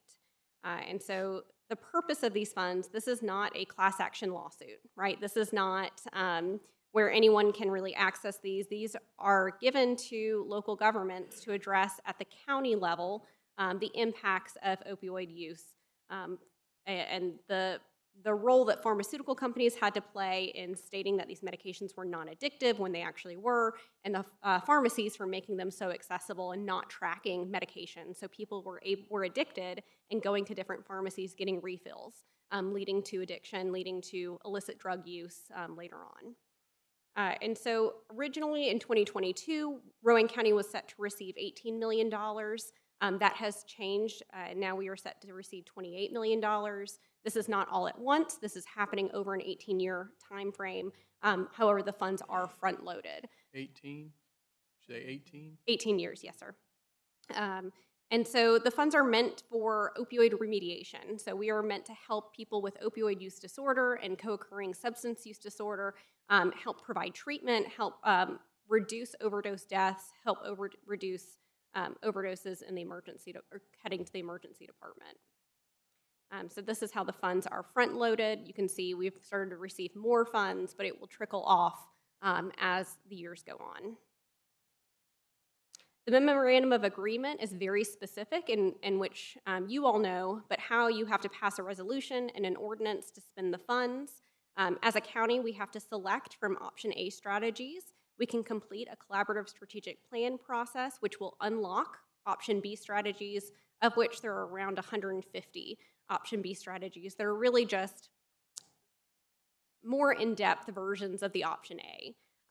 So part of the MOA requirements include that annual meeting with county and municipalities invited, and then transparent and accountable financial and program reporting. This is one of the most transparent ways that we use funding in the county. You can go on the website and see how the commissioners approve the budget. You can see year to date how much money we've spent and what we've spent it on. And so that website is available for anyone to go and look at any time. In Rowan County here, we provide updates to the Board of Health monthly. So we do meet 5 times a year, and then in between the public meeting times, we send an email update, and all of that information is posted on our website, on the county's website for agendas and meetings, so that anyone can go and access how are those funds being used and what's the result of those funds being spent. I'm not going to go in depth. These are the 12 option A strategies. I did have someone tell me at one point these were low-hanging fruit that we had selected. And I really push back against that because these are evidence-based. These have been proven to be successful in reducing overdose deaths. And those are our citizens that we are trying to save. And you'll see in the data that by implementing these strategies, we have saved lives and we have prevented death that did not need to occur by employing these strategies and putting funding towards them. We have indicators. This is data that we've seen. We've made improvements since 2020, and so you can see in each of those categories we're improving except for illicit overdose deaths, and that is because as we decrease the supply of legal opioids for people, fewer people are getting prescriptions. The prescriptions are less pills, so we're seeing more control of those substances. Individuals are shifting to more illicit substances, and so that takes up more of the sort of share of overdose deaths. We also see that there are stronger illicit substances that are coming into the drug supply. There's a new substance called medetomidine that is a rhinotrank that is now in our drug supply, and so we actually had a spike of deaths among young men in this last month that caused the state to reach out to us. And it's because maybe a new supplier has moved in, there's been a drug bust that has happened that's reduced the person that they were getting drugs from. They aren't aware that it's been laced with these substances, and Narcan does not fully revive that individual. So we're seeing people take the same amount of drugs and then pass away. And so it's really important for our team to keep that information, in the public, to let the, coordinate with the sheriff's department as we see these changes, because they do result in more deaths. And so again, you can see over time, we've had decreases in all these areas. Similarly, one of the things we talked about is seeing children in foster care due to parental substance use. That has decreased. We're still focused on babies being born addicted and seeing that decrease. And then we have the other social determinants of health that also influence whether or not someone overdoses. Just some change in community perspective. Back in 2020, substance use was the top 2 concern, community concern selected by citizens. We recently completed another community health needs assessment, and substance use actually has dropped back as one of the top concerns. And so I think in part because we are doing such great work, we're seeing results that other things are rising to the surface that the citizens want us to focus on. Obviously, this is still a focus. It's just interesting to see that kind of fall out of the top 5 of concern. So what have we done? We completed a collaborative strategic planning process in fiscal year 22 and 23. We designed our response to our opioid metrics, and we selected those option A evidence-based interventions. And so you can see our phased planning. We don't want to run and do everything all at once. If we try to do everything at once, we're not going to achieve anything meaningful. So it is very much a tiered approach, and we respond to who is ready to take action in the community. Recently, we had the MOUD program for the jails, so that's Strategy 9, Addiction Treatment for Incarcerated Persons. That actually shifted earlier because the will was there, and so we're going to continue to see that maybe work out where we'll be able to provide that service. And so we respond to any changing needs in the community. And we continue to complete a collaborative strategic planning process so that we know what the pulse of the citizens want to see and what data is rising to the surface. And so we report annually our outcomes to both the Board of Commissioners and the Board of Health, and we continue to monitor and have this unified strategic direction for our use of opioid funds. So for the rest of this, I just really want to highlight that there are two websites. The county does maintain our own Rowan County opioid settlement, where it is updated monthly with the latest statistics, latest information. And then at the state level, there is a local progress website, and both of those, it's linked on our Rowan County website. So it's very, very transparent. If citizens have any questions, this is where I would direct them first, and then be happy to answer any questions at the Board of Health or personally as health director in my office. And again, we've had some really great progress. I'm going to jump ahead to our data trends. So this is data that's collected by the state. This is not data that's collected by Rowan County Public Health. So we're not measuring ourselves with our own stick, so to speak. But you can see there's been a dramatic decrease in the overdose death rate. We've nearly halved it. So we're very, very proud of that. You know, we can see the comparison to the overdose death rate for North Carolina as a whole. We can see for Rowan County, we've dramatically reduced the overdose ED visit rate, so a 24% change from the prior year. And these are national trends, but it's great to see Rowan County is right there in line because not every county is having as much success in this area. Foster care due to parental substance use rate has dropped dramatically.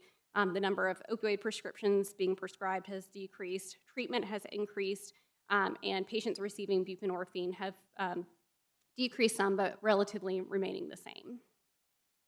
One thing we are concerned about is, again, illicit substances. So Rowan County does continue to fluctuate in and out of the top 10 for fentanyl positive deaths. And so those are individuals who are turning from opioids to other street drugs. And so that's where we work in collaboration with the Sheriff's Department on the efforts that they're taking to reduce drug use in Rowan County. So looking ahead, you can see the strategies we continue to select, working towards increasing services, having more services available at the health department, and creating sort of a no wrong door for people who want to receive services through opioid settlement funds. And these are some of the successes. I do want to highlight that we were able to complete both an RFA and an RFP process. We were able to give out grant awards for early intervention to the school system and to partners in learning. And so that's going to help us reach our youngest population. And we continue to work through different sectors in the community, including our faith community. And so you'll see on our website and on our Facebook that there are training events happening here shortly within the faith community. And so there's lots of resources. Again, this is where you can find all the resources. And in your packet, you have some more data just that provides background. All right. Thank you very much. Hold on. Can you go way back to those, not the heat map ones, but the original Rowan versus North Carolina? This one? Yeah. Do you have this? I mean, I'm interested. The big question to me and probably all of us is why. Mm-hmm. If North Carolina in 24 is 26.6 and we're 37.8, number one, I want to know around us, what does that look like in our peer communities, both geographically and communities that are sort of like us? Mm-hmm. Do you have that information that you could get to us? Yes, I can. And as our director, and this is, I'm putting you on the spot and I apologize for that, but I mean, what's the why behind it? Mm-hmm. Why are we standing out? What is it here? What is it? So from my perspective, one of the biggest drivers of substance use is parental substance use and poverty. And so as we continue to try to address poverty, that's a component of substance use and mental health. It all is a vicious cycle together. And we know from the opioids being prescribed, it has created generations of individuals. I know we've brought peer supports who have talked about their parents being the first introduction into drugs. And so if we're able to help families heal, then we're going to continue to see this decrease. But poverty is one of the biggest driving factors. It's a whole topic. It is, isn't it? absolutely. Yes, sir. Well, that's a whole discussion that we're having now about what drives a lot of the things that we do. And, you know, I found that we still have about a third of our folks earn less than $40,000 a year. Yes, sir. So why the big push for jobs? Yeah, absolutely. Economic development is one of the keys to helping improve all aspects of health for our community. We know that. It's true. I mean, the social determinants of health, things like housing, food access, transportation, all are rooted in whether or not you have a job and how quickly you can get to that job and can you maintain that. And then you build on it with the other aspects of mental health and what have you been taught and how can you be supported to be a healthy and productive member of society, because we know that that reinforces positive mental health as well. All right, thank you. Is that information you could get to us about our surrounding counties and comparing us? Yes, yeah, absolutely. I'll get that for you and I'll submit it as a report. Yeah, on one of your slides, I didn't write down exactly what it was, but MAT, M-A-T? Yes, sir. What is that? So MAT is a medication for addiction treatment. And so what we are proposing is we will actually hire a provider that individuals will be able to access at the health department. So typically, if you maybe have overdose or opioid use disorder or a substance use disorder, you've gone to primary care. We have primary care providers at the health department as first point of entry. You complete a SBIRT, which is a short behavior risk screening, and then you're referred into addiction treatment. And so this individual will actually be able to prescribe and monitor anyone who comes in who needs treatment. And as a bonus, being at the health department, they'll be able to help coordinate with our prenatal patients. So some of our most high risk or vulnerable, and be able to have that treatment so that babies can be born not addicted and those mothers can be supported through pregnancy. Okay. So that's... And there's a lot of different ways of doing that, because we can also have a community paramedic, which we've talked about having, being able to prescribe MAT and have it be that bridge to get someone over to the health department. Okay. And what is is that I guess that's an acronym. What was that for? Say that again, sorry? What's the acronym stand for? Medication for addiction treatment. Okay. You may also hear it as MOUD. So MOUD is medication for opioid use disorder. So we kind of use those terms interchangeably. Okay. All right, we're in good hands. We appreciate you. Thank you so much. Thanks very much. Nick.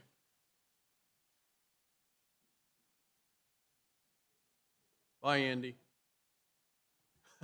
Chairman, we've got a public hearing for a road name change first. Oh, we do? I jumped right over it. I'm sorry. I disrespected Pam. Pam, I'm so sorry. Come on up. Oh, it's my turn? Yes. Get you done out of here. I'd moved to your page, but then I flipped that one to the next one. I'm sorry. So Pam Ely from our planning department. Thank you. Yeah, I just have one road naming to bring for public hearing today. This is a driveway that's down close to Iredell County, so it's in the 13,000 block of Statesville Boulevard or Highway 70. There's already a couple houses that are built back here. You've got Shavers Wood Products here as you come in, but then there's a couple of houses, and they're wanting to build at least one more. Potentially, there's potential for a lot more. And so we need to name that road. And so we got with the family and EMS, all the emergency services, and Caleb's Promise Way was approved. And we just asking for approval from you guys today. We've been talking about this one a long time, haven't we? About 2 years. Yeah. Well, good. Any questions for her? If not, we'll have a public hearing. All right, Pamela, don't go anywhere. We'll open the floor for a public hearing. If we're going to make a name change like this, we have to have a public hearing. So if anyone would like to speak? All right, hearing none, we'll close the public hearing, and do we have a motion to rename or to name that road Caleb's Promise Way? So moved. All right, second? Second. All right, all in favor say aye. Aye. All right, thank you, Pamela. Appreciate it. Now, Nick. Kind of expected you to wear a conductor's hat when you came up.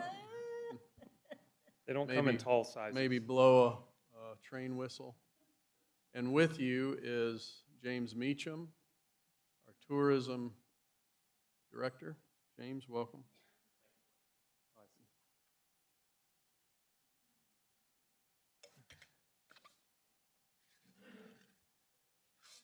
Look at the power I wield. Raising the top of the... All right. Good evening, everybody. Thank you for having me. Just going to do a quick update on the train. We got a little bit of exciting news with some potential partnerships and with a track layout that I think people will be happy to see. Just kind of how did we get here? Train closed in December of 24. December 24, when I came on board, we started researching the train replacement at the current site.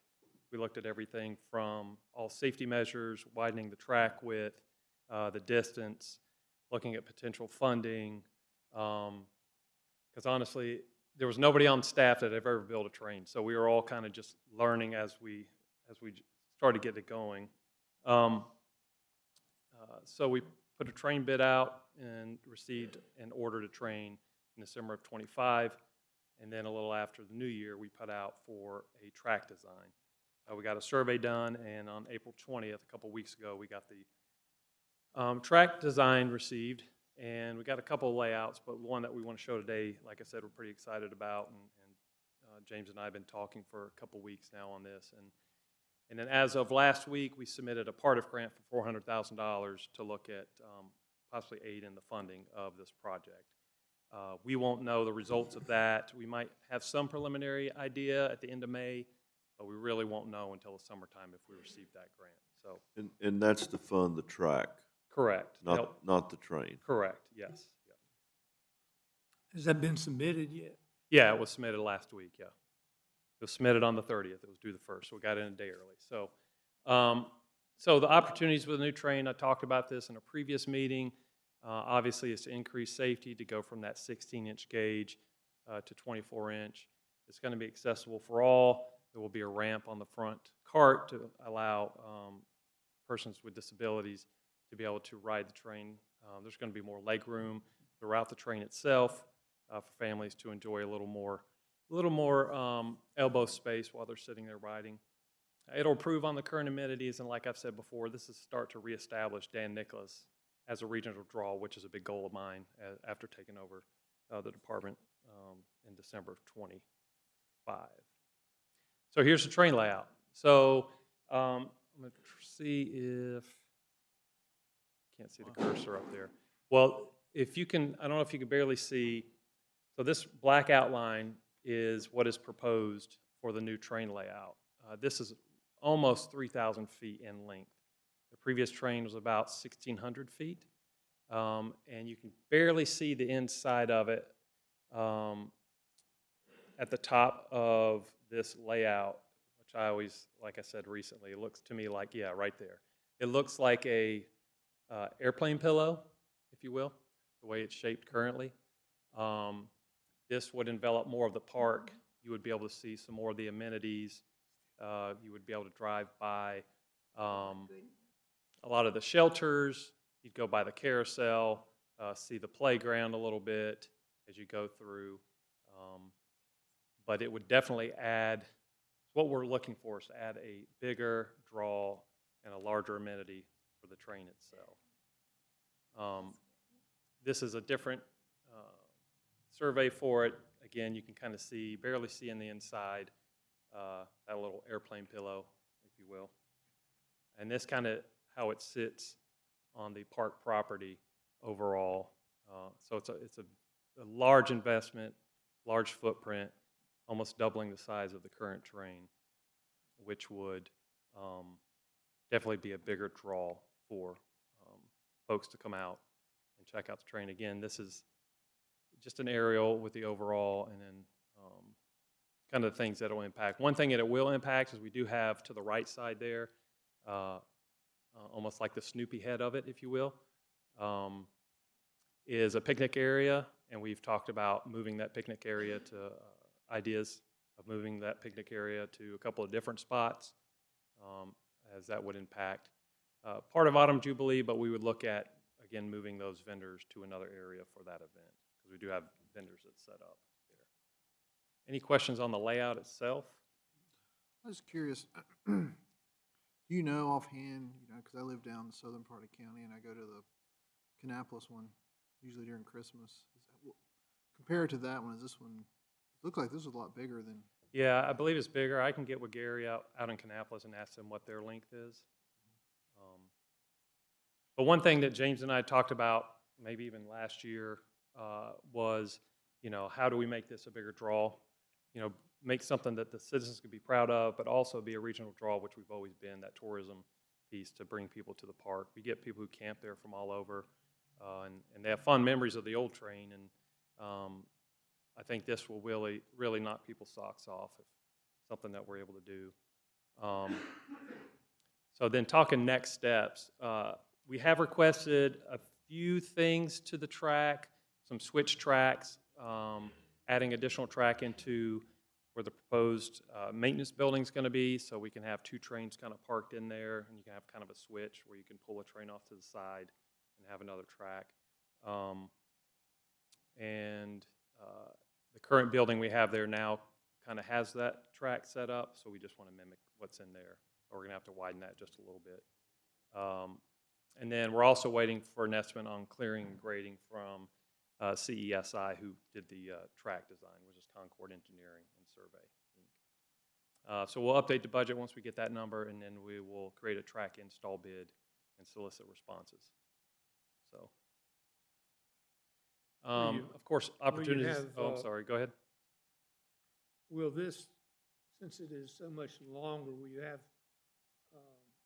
any restrictions on smaller children that are going on there? No restrictions.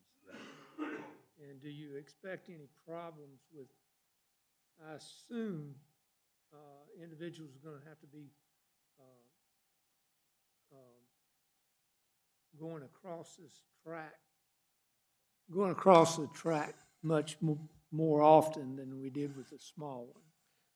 Yeah, so you're talking about like pedestrians? The pedestrians yeah. just going across. So much like Kannapolis, we would look at train crossings, and some other parks that have instituted train crossings that will drop when people come up if the train is coming, that they'll wait to cross, and then once the train crossing opens up. But it'll be fenced off around the track as well. Of course, the two trains have been ordered, and we're also actually starting a Dan Nicholas Park concept plan process. So we will incorporate this into that plan as well. And also, James Meacham is here to talk a little bit about partnering with the Tourism Authority. But before we get to that, are there any other questions about the project? Because I know when we had the annual budget retreat, you talked about the Granite Quarry train station that's out there. Is this going to incorporate that into this, or is that something totally different? Not at this time. I have an idea on how to incorporate that as another amenity in the park, but not as part of where this track goes, because there's a big gully that we'd have to get across there, and it would just increase costs. Yeah. All right. James. I'm not as tall as you, so I might need to pull that If, down a little bit. but before James speaks, if I can, what we plan to do, to give you an idea of how the funding has worked. So far, we've spent approximately $1.3 million on the trains, the actual locomotive and what do you call things? Cars, thank you. Yeah. And the remaining, the 400,000 we've applied for part of, we haven't received that yet, but we need, I've asked Nick to go ahead and get started with the plan, the design, and to go out for construction. So what we plan to do at the next meeting is to ask the board to move $500,000 from the general fund to a capital project fund that will last the whole, throughout the whole project, both this budget year and next budget year. And then if we receive grants, or if we receive, there's additional monies the county may receive that we've talked about at various times, then we would repay ourselves back for that. But you should expect to see that on the next agenda, and that's how we would go forward with the track. Also, just as a reminder, our timeline for this being complete is by December. So that's a tall order, and if we don't make it, I understand. But if that's complete, then we've scheduled, and the board has budgeted $10,000 to have, would be the finale of our 250th American celebration out at the park, and would be free train rides for all the children. One of the trains is going to be red, white, and blue, and its name will be Freedom, so it'll be the unveiling of that train. The other train is going to be green, the color of our logos that on the other train. What we're looking to do. And then there'll be hot chocolate for children that night, and then another, and adults. Bring up hot chocolate. And some type of train keepsake for the first however many folks come. So that is our that's our current timeline. We hope to have everything complete. So I'll just add to that, the 500,000 that we'll put in the capital project ordinance, we'll probably move the train project and put it all together, so it's one. So when you see that capital project ordinance, the money you've already set aside will most likely be moved, and it'll all be together. So don't think it's an additional 1.3. The 1.3 is kind of already done. Will there be same number of cars? I don't know. I have to defer to Nick. Yeah, we're going to go to 3 cars. Yeah, so it's With what capacity? 2? Pardon? Just 2 per car? No, you'll be able to get 7. They say we can get 7 per seat area. So, Oh, good. yeah, it's far more spacious than this. Well, you've already got yours up. I was going to try to show you the. I don't know if my presentation. I don't know if I have a picture of the Kannapolis train.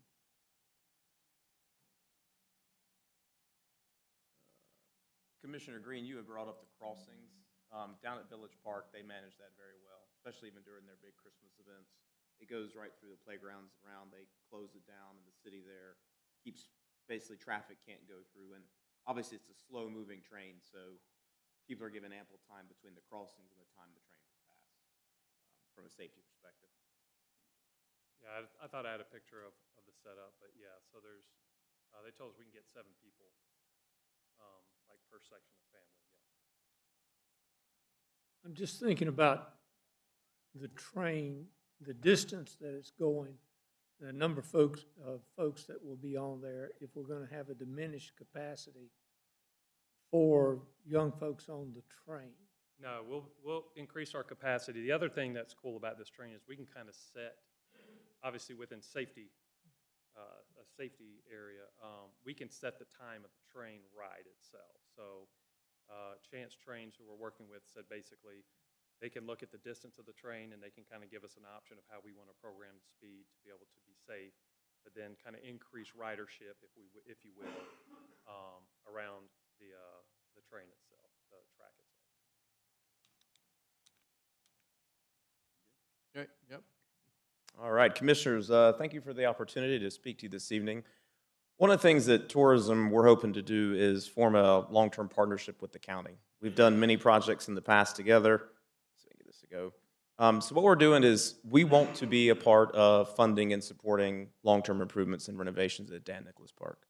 We see the park as both a true asset that residents and visitors enjoy, It generates travel, generates memories, generates successful stories. The projects we've done together have been many. We've done the branding, we've done the rail walk, farmers market, wayfinding signage, and we feel Dan Nicholas could be the next place we could do that. We're looking to set aside a significant portion of our budget. We'd like to commit to something in the 10-year range with you, with being involved in the process. We think this is a great place, starting with the train ride and other attractions, to make those experiences better. Dan Nicholas is a treasure for our community. As someone is looking at the train, remember when I took my oldest, who's now 21, our first train rides were there. And Commissioner Green, I will say a bigger train will be far more comfortable for families than us having to cram. And anybody that's done that, cramming in those seats on the past train was fun at best. So we're looking to really find a way to make this wonderful destination a high impact and premier attraction. So it not only brings in the field trips, it's good for the community, it's good for the citizens, it's healthy recreation, it's quality of life. And the best part is it's an asset that's already here. We're not having to build a new park, we're not having to acquire land, we're making what Rowan County has and original to us better. We think that's a big partnership that we can build upon with you at the county. So we see this as an opportunity to really showcase the brand, to not only tell there be an original story, whether it's through the train ride, whether it's through new attractions, new additions, but a way to really drive that partnership and visibility so we have those unique stories and experiences that come together. So what we're hoping to do is kind of our board has discussed this in depth with our leadership, and we've had some great conversation with Aaron and his team about what the partnership would this look like. Our board is thinking somewhere in the range of $1.5 to $2 million commitment over the course of a decade to form a partnership, how we can leverage the county dollars with our dollars through an interlocal agreement to additionally secure private funding, leverage for other grants, private foundation support to really take Dan Nicholas further. There's been a lot of great work from leadership in the past.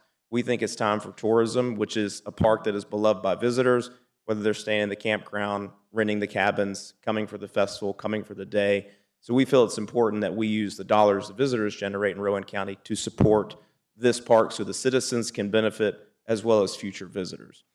So what we're really looking for is just a general potential blessing from you as a commissioner. If this is a partnership that y'all would want us to enter into, if it is, we would take it back to our board to kind of formalize, and I'd work with county manager and county attorney and team to kind of draft out what that interlocal agreement would detail and include.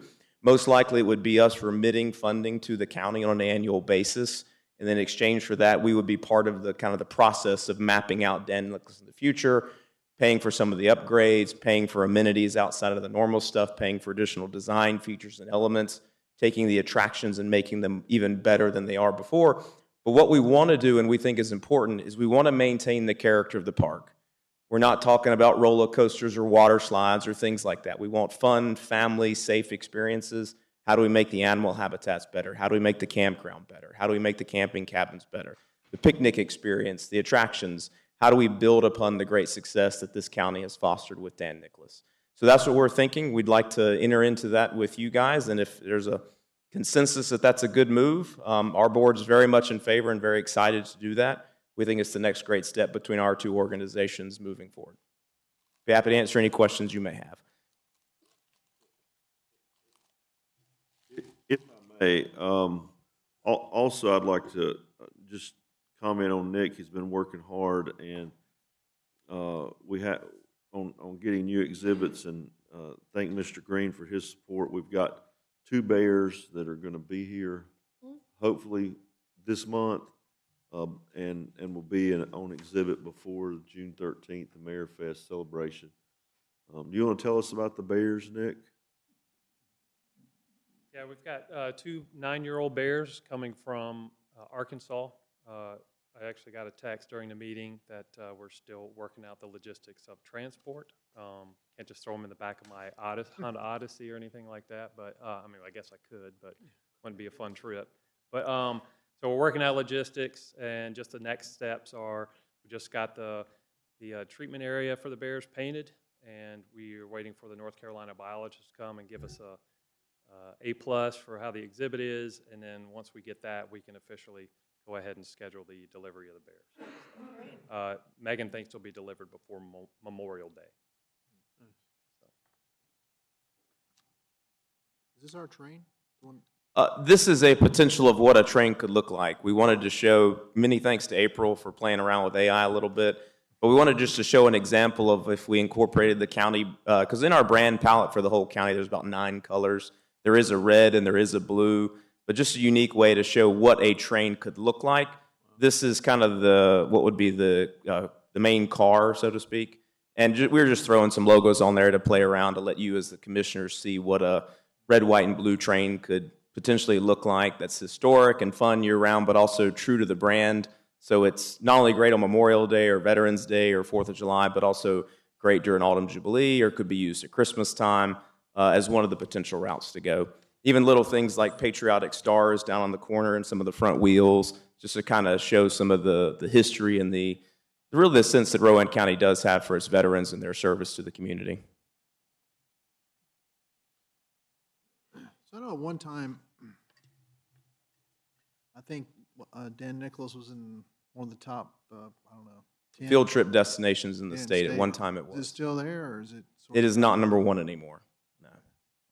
It's still up there, but I don't think we're 1. Yeah, we're no longer, we're trying to get back there. We'd like to get back there, because it not only was servicing the community, but it was servicing school groups from across the state, especially in the Charlotte region. Yeah, it's been mentioned today, and we're all feeling what the economy's like right now, and I think being able to invest things like this for our citizens and things where, you can go out there and not have to shell out some money and go do things is important right now. And I'm all for doing whatever we can to make life better for our citizens. I just would like to say that I think this is a natural partnership between tourism and the county with this, and more money that we can get together to make things available for the citizens of Rowan County. I just applaud you for stepping forward and helping us with this. Well, I'd like to give a credit to my board, but also credit to our board liaison, Commissioner Pierce. He's a very strong advocate for this, for tourism being a partnership with the county for Dan Nicholas Park. So, but thank you, Mr. Green, for those comments. Well, this is not new. If we look back, this relationship between the county and tourism began with our branding effort. Which will be 10 years in November. 10 years, unbelievable. We followed that up with signage, wayfinding around all of the municipalities, and that looks terrific. Still waiting for my 85 sign. And then just recently attended Rail Walk, which you guys were spearheaded that. But this relationship we have where, based on hotel revenues that they have come in, what's happening here is they find projects that we both agree on, the county will fund them, and then tourism pays us back over a set number of years through tourism tax. And so all of this that has been done, which has really been very visible work, has been great for us. And so we want to say thank you to tourism for creating this partnership. You brought it to us. It wasn't our brainchild. It was you guys. So I was at an event with you a couple of weeks ago. Maybe it was last week. It all blurs. And someone asked about this potential partnership, and I cut them off mid-sentence and said, anytime we see James walk in our direction, the answer is yes. So we appreciate what you do to make our community look better. So thank you, James. Well, thank you. This to us is a unique opportunity to take dollars that locals don't pay, that visitors pay, people that don't live here, and put it into something that the community will benefit, but also the visitors will benefit from as well. And much like the Rowan County Farmers Market, which was a project we were able to do together, we think doing something at Dan Nicholas will truly benefit all the citizens of Rowan County. Attract people to come stay in our hotels and help pay for it, right? There you go. Thank you, James. Thank you. Thank you. All right, we got a few board appointments. Let me read through these. On our Juvenile Crime Prevention Council, Crystal Ryerson, she's asking to be removed. And so due to a job change, do we have a motion to approve that? So moved. In a second. All in favor say aye. Aye. All right. Local Emergency Planning Committee Board, Janet Briggs applied for appointment to the Salisbury Post Media seat. Wow, very nice. And Local Emergency Planning Committee. If appointed, this is a life term, and you're so young, that could be for 100 years. So good, yeah, good luck. Do we have a motion to nominate Ms. Briggs here? So moved. And a second? Second. All in favor? Any speeches for that? No? All right, all in favor say aye. Aye. Rowan Transit System Advisory Board Committee, Jonathan Simmons applied for an appointment for an at-large seat, and then the Rowan Cabarrus Community College Board of Trustees, Elizabeth Cook, has applied for reappointment. Motion and a second for those two positions. So moved. Second. All right, all in favor say aye. Aye. All right, Anna? All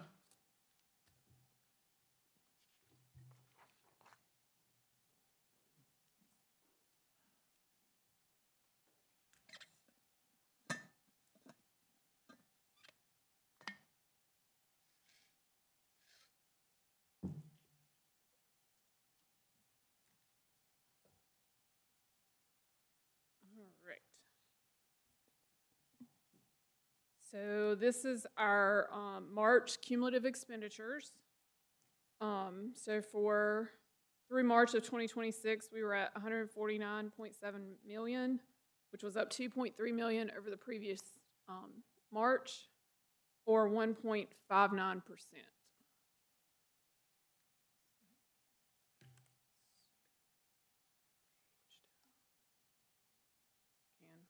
Perfect. Thank you. So cumulative revenues through March of 2026, 176.6 million, which is up 1.6 million over the previous March, or right at 1%.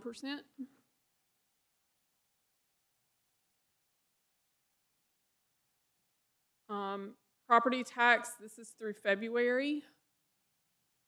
We had collected 115.7 million, which was 5.4 million over the previous through February collection, or 4.92%. Sales tax numbers, these are through December. So we are at 23 million, which is 717,000 from the previous December cumulative, or 3.22%. And for the month of December alone, we were at 4.3 million, which was up 266,000 over the previous December, or 6.5%. So we had a very good December sales tax. Any questions? No red flags that I'm aware of at this time. So is the, let me ask you questions because I'm not really sure. One, is there a sales tax on gas? And if there is it a set rate by the state? So it doesn't matter what gas changes to, it's the same amount? So the percent would be the same, I believe. So yes, I guess as gas fluctuates. Was it a percent or is it just like a? No, that I'm not flat sure. rate? I'd have to look that up because honestly, I don't know. It's a flat rate. That's what I was thinking, Okay. but I wasn't sure. I'll have to check that. We don't get any part of that, though. I know. So we don't get any of the sales tax from fuel? That goes all to the Probably goes all to the state. I guess? Yeah. All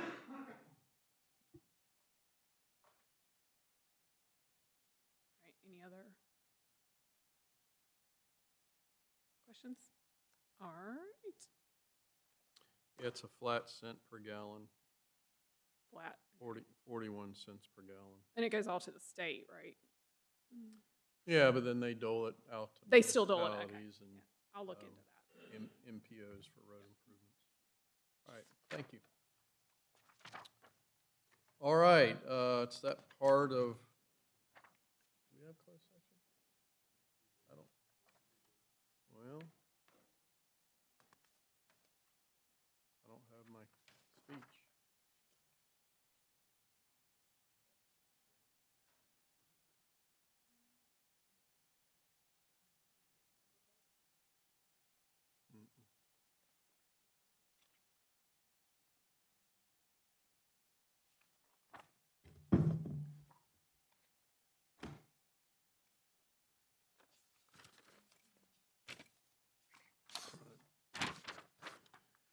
All right, the board is asked to enter into closed session pursuant to North Carolina General Statute 143-318-11A1 to consider approval of the minutes of the closed session held on April 6, 2026, as described by General Statute 143-318-10E and pursuant to 143-318-11A3 to consult with an attorney regarding litigation against Vector.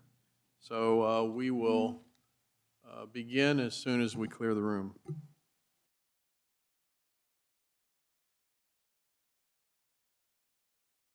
All right, we have come out of closed session. Motion to close closed session. So moved. In a second? Second. All in favor, say aye. Aye. Motion to adjourn? So moved. Second? Second. All in favor, say aye. Aye. Aye. Be safe.